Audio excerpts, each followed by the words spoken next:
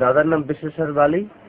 তখন মানে 71-এর সময় আমার বড় ভাই পাকশা রাইফেলের গুলি মানে কুন্দ দিয়ে ফুসফুসে সেই ঘা দিয়েছে, তখন সেখানে সে মারা গেছে। তখন কি সাইদি সাহেব ছিল সাথে? না, তখন সে ছিল না। কে ছিল না? সাইদি সাহেব ছিল না। আচ্ছা, না আমি দেখিনি, দেখি সাইদি সাহেব আমি তখন দেখিনি।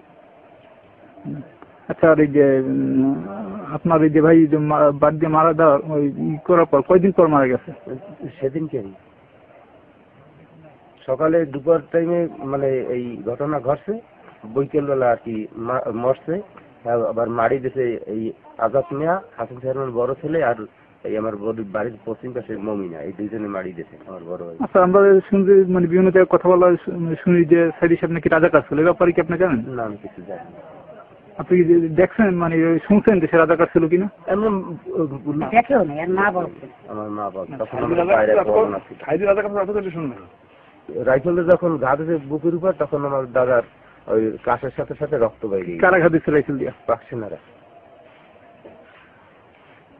ভালো ছিল যে কাজ বাসে, আমাকে কোনো দিন খারাপ দেয় না। Side side.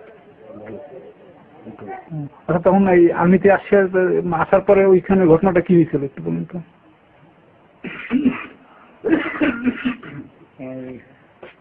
আর্মি করে মারছে। মারার পর কি ওই দিনই মারা গেছে না তারপর দিন মারা গেছে, এটা কি জানেন কিছু? পরদিন ওই দিন এটা আবার ওই প্রতিনিধি আমার ওই সব।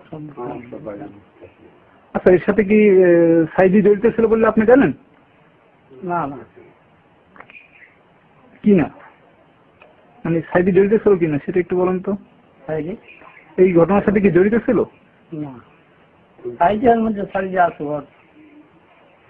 আরে সাইজের নাম হয়েছে সাইজের মধ্যে নেই। আমার নাম রবীন্দ্রনাথ চালু। মিথ্যে কথা বলতে পারবো না। আপনি সেটা পুরোটা বলেন কি আছে যুদ্ধ যখন